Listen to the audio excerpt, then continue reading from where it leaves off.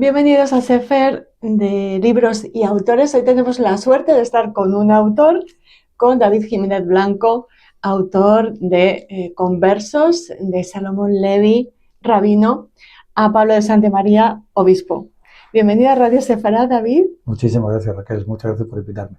¿Qué lleva al presidente de la Bolsa a escribir este Conversos? Bueno, nada que tenga que ver con la bolsa. Yo tengo desde siempre una enorme afición por la historia, que supongo que heredé de mi padre, que era un enorme lector y aficionado a la historia. Y siempre me ha impresionado pues muchísimo el preguntar el origen de los fenómenos, y uno de los fenómenos cuyo origen me interesaba era España. Cómo se formó España, cómo llegó a ser, bueno, pues lo que fue durante mucho tiempo, por qué hizo tan central el tema de la homogeneidad religiosa en su formación, etcétera, qué pasó los 100 años anteriores, cómo era España antes de lo que yo llamaría el embudo de las religiones. España en la Edad Media no solo era un reino, sino bastantes reinos, dependiendo del momento, pero justo antes de la toma de Granada, pues existían como mínimo, bueno, en la península ibérica, Portugal, Castilla, Navarra y Aragón como reinos cristianos y Granada como reino musulmán. Bueno, pues en Portugal y en Castilla y en Navarra y en Aragón los reyes eran cristianos, pero había judíos y había musulmanes viviendo en el mismo reino, y también en Granada. Y bueno, pues ¿por qué se pasa de 3 a 1? ¿Cómo? ¿Por qué? ¿Qué violencia se ejerce? ¿Qué fenómenos lo motivan? ¿Cómo concluyó eso? ¿Fue expulsado todo el mundo o fue forzado a convertirse? ¿Sabes? Toda esa parte un poco misteriosa me atraía mucho desde siempre. Siempre he oído, y yo creo que si hacemos una encuesta por la calle, acertarían lo que te voy a decir. Si le preguntan a un español por una fecha importante de España y sus judíos, te dicen 1492. Pero claro, 1392 es el final del fenómeno. Claro, 1391 lo tiene más. 1391 a mí me parece un candidato más importante. 1492 obviamente es el final trágico de un fenómeno, pero el comienzo del fenómeno es exactamente 100 años antes. Y claro, las cosas no ocurren de un día para otro, las cosas ocurren porque ocurren y porque hay fuerzas sociales y porque hay personas concretas. Y bueno, pues todo ello me pareció fascinante. En unas de esas lecturas hace muchos años me encontré con esta figura de Salomón Leví o Haleví. Yo he simplificado los nombres para hacerlos como lo más fácilmente recordables, pero en general le llamaban Haleví. Y su conversión y su carrera en la iglesia me pareció que encapsulaba muy bien al menos el comienzo de ese fenómeno, los primeros 25 o 30 años de ese siglo de final del judaísmo en España. Pero él es un símbolo, es una consecuencia de esa homogeneización de la que hablábamos. Sí. Fue su conversión sincera, del todo. Eso aparece, por supuesto, en el libro, claro, de cuya estructura vamos a hablar dentro de un poquito porque es muy interesante, esas miradas. Lo cierto es que es más fácil hacerse las preguntas que tener respuestas definitivas. Por supuesto, él es un símbolo, también es en cierta medida un causante, o por lo menos un coadyuvante, y en cuanto a si su conversión fue sincera o no antes, es muy difícil escrutar dentro del alma de una persona. Yo creo que sí, en el sentido de que una vez que se convirtió, se metió profundísimamente en la religión cristiana. Un montón de conversos se quedaban en la casilla siguiente a la de la conversión. Él fue muchas casillas más allá. No tenía por qué haber estudiado teología en París, no tenía por qué haberse unido al Papa Luna en la curia de Aviñón, no tenía por qué haber representado a ese Papa en Castilla, no tenía por qué luego haber sido un apologista cristiano, si quieres, predicando la conversión. O sea, muchas cosas que hizo y que sin duda desde el punto de vista judío son muy cuestionables, lo que hizo que las hizo. Una persona que no es alguien que se convirtió porque no tuvo más remedio y se quedó ahí. O sea, claro, se convirtió con armas y bagaje. Sí, algunos opinan que en esa búsqueda del poder también, ¿no? De la influencia. Es una buena pregunta para que, como te digo, existe una dificultad en responderla, y es la siguiente. Cuando alguien se convierte de una situación de poder a una situación sin poder, pues le supones la sinceridad. Cuando alguien se convierte de algo con menos poder a algo con más poder, pues cabe la duda. También es posible que se haya convertido sinceramente, pero te cabe la duda porque mejoró su vida, mejoró la vida de sus hijos, se metieron muy de lleno en la sociedad cristiana, digamos, de Castilla. Sus hijos luego, uno le sucedió en el obispado de Burgos, pero otra casó con una familia noble, otro fue regidor o alcalde de Burgos, otro fue obispo de Plasencia. Es decir, se metieron muy adentro de la sociedad cristiana y por tanto podrías decir, ¿les convino convertirse? Sí. Eso te puede hacer plantear la duda. No hace necesariamente cierto, se convierte por conveniencia. Le convino, eso está claro. Solo lo sabe el alma de Salomón Levi o de Pablo de Santa María. Estas dudas, David, que recorren, estas preguntas que nos llevan a otras que recorren conversos, me imagino que también las habéis vivido Samuel Bengio y tú, porque este libro tiene entre sus muchas particularidades, tiene la de ese diálogo, esas miradas que son diferentes, pero Sí. que caminan juntas entre el autor, entre David Jiménez de Blanco, cristiano, y Samuel Bengio, judío. Bueno, Samuel es de mis mejores amigos y además es, primero, un pozo de sabiduría y segundo, un excelente conversador. Entonces, como llevábamos años hablando de esto, nos pusimos manos a la obra durante la pandemia, al final de los confinamientos, diciendo, oye, esta idea que llevaba circulando en mi cabeza muchos años, le dije a Sam, ayúdame a ponerla en práctica. Me parecía bonito y además, francamente, me parece conveniente hoy en día hablar más con el diferente. Y yo he aprendido muchísimo de judaísmo, creo que Sam ha aprendido muchísimo de cristianismo, y te das cuenta que no hay que, a pesar de lo que dice el libro, no hay que convertir a nadie. Se puede entender perfectamente al otro y comprender que cada uno tiene su tradición y además yo creo que es muy importante que todas las tradiciones se conserven. Pero las discusiones o las conversaciones, porque no son debates, las conversaciones son extremadamente interesantes sobre qué ha movido a la humanidad, pero también sobre qué preguntas se hace la humanidad. Una cosa que decimos, o digo yo en la conclusión del libro, es que me da pena que la humanidad se hace ahora menos estas preguntas.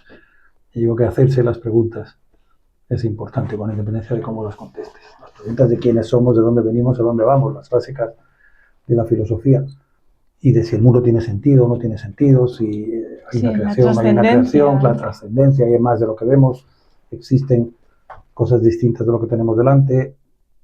Yo creo que todas son preguntas preciosas que el mundo cada vez se hace menos y me parece una pérdida. Yo creo que muchos de los problemas que tiene el mundo ahora serían menos graves si estuviéramos más abiertos a estas preguntas.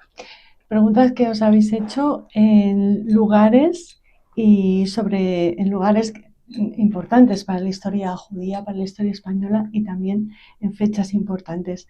¿Cómo estructuráis el libro? ¿Cómo decidís a qué ciudad vais? El ¿Qué libro personaje? Sí, el libro completo es una larga conversación, si se quiere, con una biografía y un ensayo histórico metido dentro, pero efectivamente se sustancia en las ciudades importantes, fundamentalmente de la vida de Salomón Pablo, pero no solo, porque él no estuvo ni en Sevilla ni en Valencia, pero empezamos con Sevilla y Valencia porque los pogromos de 1391 que ocurrieron en toda España fueron los más importantes, tuvieron lugar en Sevilla y en Valencia.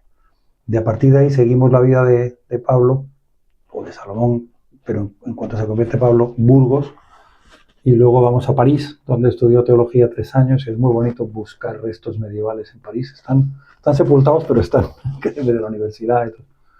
Luego a Aviñón, donde él trabajó 6 o 7 años con el Papa, y luego en las ciudades en las que estuvo de vuelta, en Murcia, que es la sede del obispado de Cartagena, en Valladolid, donde estaba la corte, en Burgos, y por supuesto, por seguirle la corriente o la trayectoria al Papa Luna, pues también Tortosa y Peñíscola, que son muy importantes para la historia de la Iglesia, pero para entender el contexto.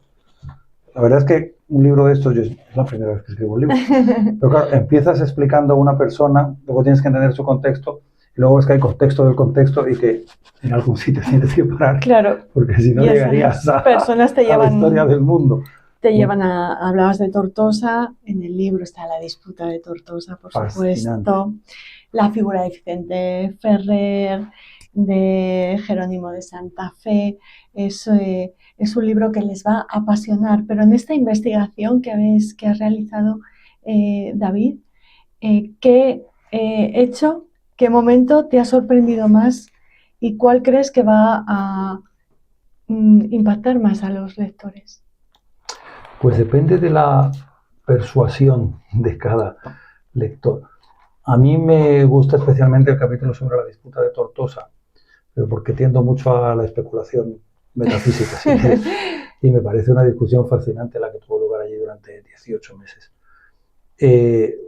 Muchas cosas son muy interesantes. El final, toda la época de Aviñón me parece fascinante también, y por supuesto, por lo menos para mí fue un descubrimiento cuando empecé a leer sobre estos temas. Los pogromos de Sevilla y Valencia me han sorprendido en el sentido siguiente. Tengo muchos amigos en Sevilla y en Valencia. Desconocían completamente la existencia de esos pogromos. O sea, comprendo que la gente tiende a tapar los traumas, pero en Sevilla, que es una ciudad preciosa, pues la gente dice, oye, no tenía ni idea de que habían ocurrido esas cosas aquí. En Valencia lo mismo. Y más sitios, ¿no? Y eso me pareció interesante porque la historia de España yo creo que es muy bonita y muy interesante, pero oye, hay que contarlo todo. Y eso fue muy importante, ¿no?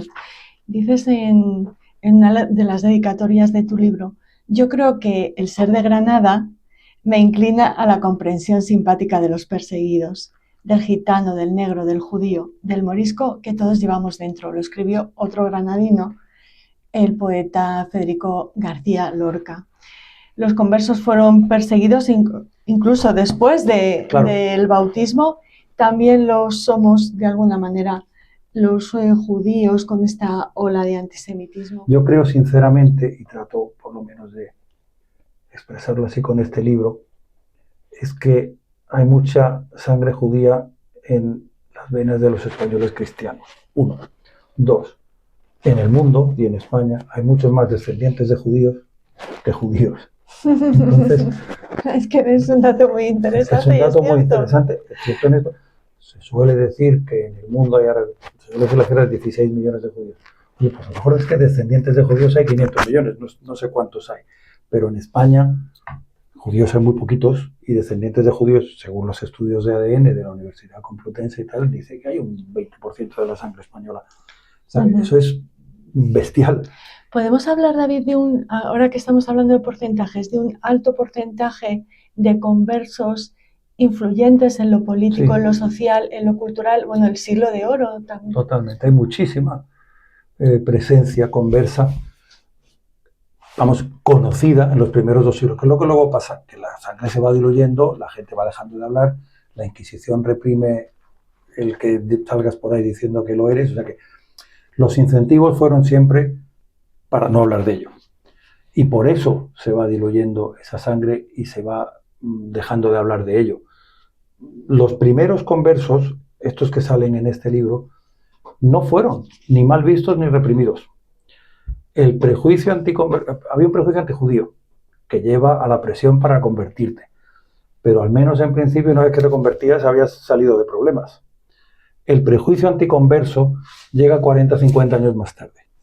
En mi opinión, a medida que los conversos prosperan. Cuando el converso es alguien marginal, pues no me molesta demasiado. ¿La envidia española? La envidia de todos lados. Una cosa que hago mucho en este libro... ¿Vas contra la leyenda negra? Bueno, no, sobre todo lo que hago es... Yo he vivido muchos años fuera y leo mucho de fuera y tal. España se parece muchísimo a todos los demás países. Francia tiene una leyenda negra de narices. Italia, si la buscas, Alemania, Inglaterra, Estados Unidos y todo el mundo. Todos los grupos humanos que hayan estado 20, 25, 30 siglos sobre la Tierra han hecho cosas feas y han hecho cosas bonitas. No trato ni mucho menos de endulzar nada, pero sí que te digo que España tiene una historia como la de los demás países. Dedico un capítulo a la historia de Francia, es decir, pero no, se habla mucho de que el siglo XIX español fue un desastre porque fue un pronunciamiento detrás de otro. La historia francesa es exactamente igual, pero Francia lo vende bien, que es la Revolución Francesa, nos arregló la vida. Absolutamente, por no hablar de la pérfida Albión, que la vamos. pérfida Albión, que no ha hecho nada malo nunca. Hay que aprender comunicación. Y nos han enseñado a leer y escribir al resto del mundo. Es una cosa tremenda. Bueno, también tenemos a Cervantes, que dicen que podría venir. Se suele decir que su madre, Cortina, de apellido. Hay mucho, bueno, digo, por supuesto Góngora, se habla de ello, por supuesto Santa Teresa, San Juan de la Cruz, muchos en la iglesia, Santa Teresa, San Juan de la Cruz, Fray Luis de León. Grandes místicos. Grandes místicos tienen un origen converso, generalmente de segunda generación, incluso de tercera, no se convirtieron ellos, sino sus padres o sus abuelos. Pero bueno, yo creo que algo de herencia cultural en una o dos generaciones te queda. Luego yo creo que a medida que te vas casando con gente que no procede de tu mundo y que además has dejado de hablar de tu origen radicalmente, pues para cuando la Inquisición oficialmente desaparece en el siglo XIX ya no queda nadie que sepa, con muy poquitas excepciones, que sepa si su origen incluye judíos. Luego además pasa una cosa que hago un poco la broma en la conclusión, es que todos tenemos 2 padres, 4 abuelos, 8 bisabuelos, 16 tatarabuelos. Si te remontas 30 generaciones tienes 1 millón de personas. Somos entonces, pues sería raro, no puedes tener 1 millón de personas y que ninguno sea judío. Supongo que tienes judíos y moriscos y romanos y visigodos. En tu árbol genealógico tiene que haber de todo. Y por tanto, una de las lecciones que yo trato de meter es que hay que ser muy respetuoso con el diferente siempre, porque la verdad no sabes hasta qué punto es pariente tuyo. Mucho más de lo que crees. Hablábamos antes de la leyenda negra. Y bueno, un influencer mexicano súper famoso ha impulsado este libro que se merece estar en el número 1 de muchas listas, pero cuéntanos un poco, David, sí, porque ha sido muy interesante. Juan Miguel Zunzunegui está estos días en España dando conferencias presentando su último libro, que es una biografía de Hernán Cortés. Y bueno, no voy a entrar en su biografía de Hernán Cortés, pero él es generalmente muy positivo respecto a la labor de España en Latinoamérica en general y México en particular. Donde también los conversos tuvieron mucho que ver. Sí, bueno, y sigue habiendo mucha herencia conversa en Monterrey en particular, pero él habla muy bien de ello. Bueno, pues por alguna razón, la verdad es que yo le conocí hace unos meses y le regalé el libro, pero no había vuelto a oír hablar de él, y hace 10 días salió en Instagram y tiene 350.000 seguidores, sale hablando maravillas del libro, y las ventas del libro subieron increíblemente. En 3 horas se puso número 1 en judaísmo, en Amazon y en Historia de España también lo he visto. No, y en Historia de España estaba número 3 y en Historia de Europa número 9. O sea, fue como wow. De repente se vendieron muchísimos libros en 3 o 4 días, y de hecho eso nos ha hecho que se ha agotado la primera edición. Enhorabuena. Y estamos imprimiendo la segunda, que sale dentro de pocas semanas. Enhorabuena a Almuzara. Enhorabuena a David Jiménez Blanco, a Sam Bengio. ¿Qué aprendiste tú de Samuel Bengio y qué crees que aprendió él? Muchísimo, todos los días. Pues de Sam aprendo mucho. Primero, hay una cosa que siempre he admirado de él en particular, y yo creo que de muchos judíos: el conocimiento de su propia historia. A lo mejor es por ser una minoría, pero hay una conciencia de historia propia que un español cristiano, a lo mejor por estar en la mayoría, pues sencillamente no está tan presente. No conozco a ningún español que sepa situar a un tatarabuelo suyo. O sea, la gente en general se queda en los abuelos. Samuel te puede decir dónde estaba su familia en 1492, y yo no tengo ni idea de dónde estaba la mía. Pero esa sensación de historia y de esa conciencia de ser parte de una cadena muy larga, que se transmite también a los hijos, me parece muy importante, y lo que más... Muchas cosas que admiro de Sam, pero esa me parece especialmente admirable. ¿Y qué quieres enseñarnos tú a Samuel y a nosotros los lectores con este Conversos? ¿Quién te gustaría que lo leyera, David? Pues me gustaría que lo leyeran tanto cristianos como judíos, bueno, y francamente gente que no tenga religión o que sea musulmana también. Pero lo que sí trato de transmitir, esto es solo un ejemplo, pero sí que es cierto que la vida... Los caminos de la vida son mucho más retorcidos de lo que creemos. Los conceptos de nosotros y ellos son bastante revisables, y creo que hay que tener una cierta empatía humana mínima con todo el mundo. Primero porque son seres humanos y segundo porque quién sabe cuántos abuelos compartí.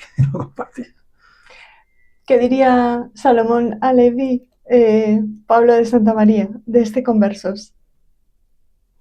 Bueno, espero que dijera que es digamos, una crónica justa o equilibrada. He tratado de no ser ni demasiado a favor ni demasiado en contra. Sí que es cierto que había leído algunas opiniones muy negativas sobre él, pero la verdad es que leyendo y buscando más opiniones, es un señor que se convirtió y llegó muy lejos. Y es cierto que como cristiano predicó mucho la conversión de los suyos. Como dice Sam, cualquier judío que se convierte, y más un judío tan importante, la idea es, si consigo convertir a los demás, tengo más claro que yo llevaba razón, ¿no?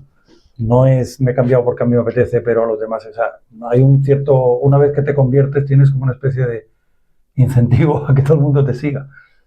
Pero yo creo que algunos historiadores, Benjamin Netanyahu en particular, le echan las culpas de muchas cosas que tienen culpables o autores conocidos distintos. Vicente Ferrer hizo muchísimo más que Pablo de Santa María y Netanyahu casi exculpa a Vicente Ferrer para centrarse en Salomón Leví. Yo creo que le atribuye demasiadas cosas. Descúbranlo en este Conversos que nos ha presentado su autor. Hemos tenido mucha suerte y te agradecemos mucho el libro y la visita a Radio Sefarad. Un placer estar aquí. Muchísimas gracias y a vuestra disposición para cuando queráis cualquier otra cosa. Pues les esperamos aquí en Sefer de Libros y Autores. Gracias.